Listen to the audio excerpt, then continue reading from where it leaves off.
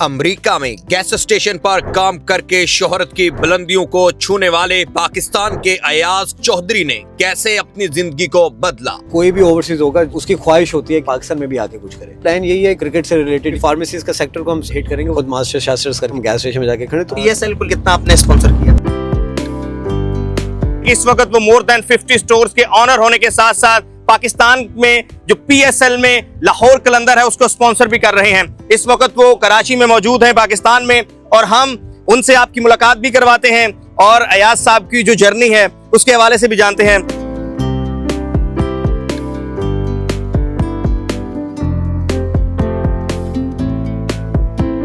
कोई भी ओवरसीज होगा, जब भी वो किसी सक्सेस लेवल पे पहुंचेगा, कहीं पे भी रहता हो, उसकी ख्वाहिश होती है कि वो अब वहां पे उसने कर लिया तो वो पाकिस्तान में भी आके कुछ करे। मैं इंग्लिश में बोलता हूँ कि we eat live breathe rain moon shine, जो भी है वो पाकिस्तान है हमारा। जब आप बाहर जाते हो ना, पाकिस्तान से ज्यादा क्लोज हो जाते हो। यहाँ पे शायद हम फॉर ग्रांटेड, जब हम पहले वो एक बात करें तो वो ये थी कि यहाँ पे रह के हम चीज़ों को ना वो उस तरह महसूस नहीं करते कि कचरा भी फेंक रहे हैं, लाइक लेट भी काम पे जा रहे हैं। वहाँ पे जाके हमें कदर होती है कि यार इधर तो बड़े वो डंडे और हिटलर वाला काम चल रहा है कि आप काम पे नहीं जाओगे, पैसे नहीं मिलने। यहाँ पे तो सुबह 12 बजे भी सो के उठोगे, शाम तक पैसे कमा लोगे, राइट।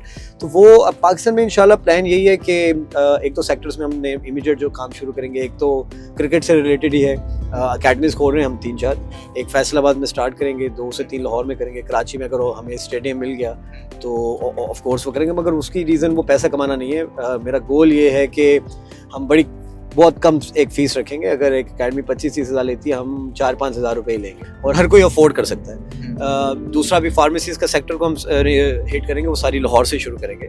और ऑफ कोर्स मुझे बड़ी खुशी होगी कि हमें यहाँ पे परमिशन दी जाए कि हम भी गैस स्टेशन अपना ब्रांड पैंथर्स कंपनी का नाम है वो लेकर आए। तो अगर वो हुआ तो वो भी एक वन ऑफ अ काइंड होगा, one of a kind in a way के बिकेगा पेट्रोल ही वहाँ पे, गैस जिसको बोलते हैं, पेट्रोल बोलते हैं, मगर हम उसका एम्बियंस थोड़ा अच्छा कर देंगे कि लोग अगर आए भी तो उनको अच्छा लगे आके, लाइटफुल हो, फैमिलीज अगर आ रही हैं, लेडीज आ रही हैं, अगर बच्चों के साथ भी, तो वो सेफ फील करें। अच्छा, पीएसएल को लेके हम जो है वो हम देख रहे हैं कि इस वक्त जो है पीएसएल से सब पैसा निकाल रहे हैं और आपने इस वक्त स्पॉन्सर कर दिया है। तो इस टाइम पे स्पॉन्सर करने की क्या वजूहात थी और तकरीबन कितना आपने स्पॉन्सर किया? देखिए, प्राइस तो डिस्क्लोज नहीं करूंगा, राइट, वो कॉन्फिडेंशियल है। राणा साहब ने ना कह देना पाइन की हो गया था तो वो ऑफ कोर्स मैं डिस्क्लोज नहीं कर सकता। तो पीएसएल का जो फ्यूचर है वो ब्राइट देखिए। नहीं, मैं ऑफ कोर्स ये लोग समझ नहीं रहे हैं कि इसको अगर डेड होना होता ना, ये पहले 3-4 साल में हो जाता।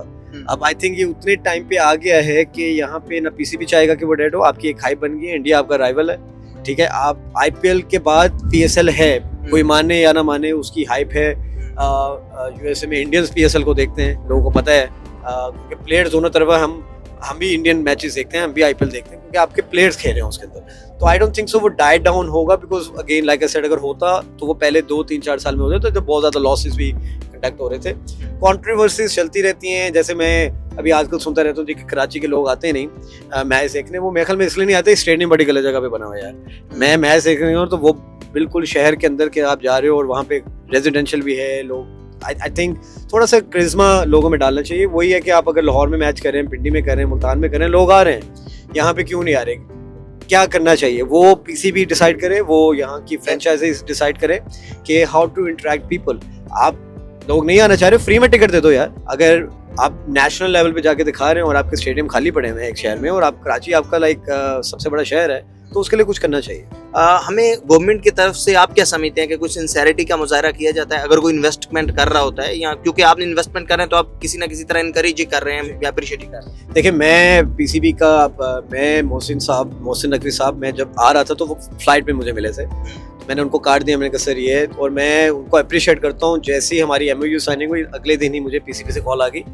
मैं सलमान भाई से मुलाकात हुई, बहुत प्रोडक्टिव मुलाकात हुई। हम लोगों ने कोई और 2-3 चीज़ों पे भी बात की। तो I think at PCB level PCB करना चाह रहा है, right, but I think hurdles डाल दी जाती हैं। अभी पीएसएल में भी अब क्या है कि एक टीम के ओनर आके क्रिटिसाइज करी जा रहे हैं। आई थिंक वो नहीं करना चाहिए। आप इवेंट होने दो, आप live while the event is going on, आपको इश्यूज हो रहा है कि ये हो गया, तो यार प्रॉब्लम पता क्या होती है मंशा भाई, कि जब हम आपस में लड़ते हैं ना, आप पड़ोसियों को मौका दे देते हैं कि यार वो भी अब बात करेंगे, वो करेंगे। यार आप अच्छे से टूर्नामेंट को सपोर्ट करो, जो भी आपके डिफरेंसेस है टीवी पे नहीं करो आगे, बैक चैनल पे जाके बात करें, अच्छे से एड्रेस करें कि सर जी हमें ये मसला हो रहा है, हम ये कर रहे हैं, आपने नेशनल एंथम पे आपको प्रॉब्लम है जी, अली ज़फ़र ने गा लिया, भाई तुसी गाना सुनो, तानू की लग रहा है किन्ने गाया, आप उसको यार सपोर्ट करो। अगर आपको इतने प्रॉब्लम्स है ना, तो then just sell the team, give it to somebody else जो उसको अप्रिशिएट करेगा। अगर आप पैसा सब कुछ नहीं है, एक ब्रांड बनाने में 10 साल लग गए पीसीबी को, आप पाकिस्तान जो भी है ये पाकिस्तान का ब्रांड है, और मैं उनके अगेंस्ट नहीं हूँ, मगर मुझे नेगेटिविटी पसंद नहीं है यार। आप अपने मुल्क की एक चीज़ है उसके बारे में बैठ के आप मीडिया पे आके गलत बोल रहे हो, तो यार वो अच्छी बात नहीं है। नेशनल स्टेडियम में शायकीन के ना आने की आपको क्या वजूहात महसूस हुई? आई थिंक मुझे लगता है कि जिस मैच में मैं गया था, लाहौर कराची का बड़ा मैच, तो आधा स्टेडियम भरा हुआ था। आई थिंक उसकी लोकेशन है, आई थिंक यहाँ पे लोगों को उस तरह शायद मे बी अवेयरनेस नहीं है, उनका इंटरेस्ट डाई डाउन हो गया, तो उसको इंटरेस्ट को आप बहाल कैसे करोगे?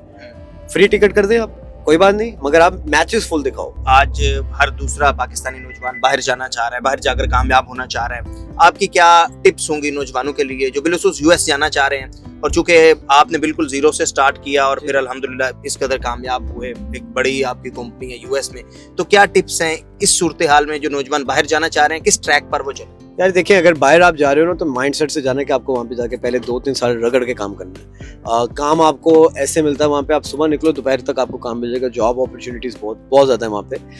मगर अगर आप वो कहते हैं ना कि सरिया लेके जाओगे गर्दन के अंदर, तो आपको नहीं काम मिलेगा। भले आपने इंजीनियरिंग की डिग्री की हुई है, कोई भी की हुई है, मैं खुद मास्टर्स करके बैठे हुए थे, हम गैस स्टेशन में जाके खड़े, तो अपनी अना को कम करके जाओ, ईगो को बिल्कुल ख़त्म करके जाओ, एक माइंडसेट से जाओ कि यार मुझे अगले, और सेट कर लो 2 साल काम करना, उसके बाद भले छोटा बिजनेस करना, आप कर लोगे वहाँ पे बड़े आराम से। 2-3 साल वहाँ पे जाके गलत कामों में नहीं पड़े, और 2-3 साल जब नहीं पड़ेंगे, आप जब सक्सेस के ऊपर जा रहे हो तो ना, तो ऑटोमेटिकली आपका माइंडसेट चेंज होता है कि यार अब नहीं किया तो आप क्या करें।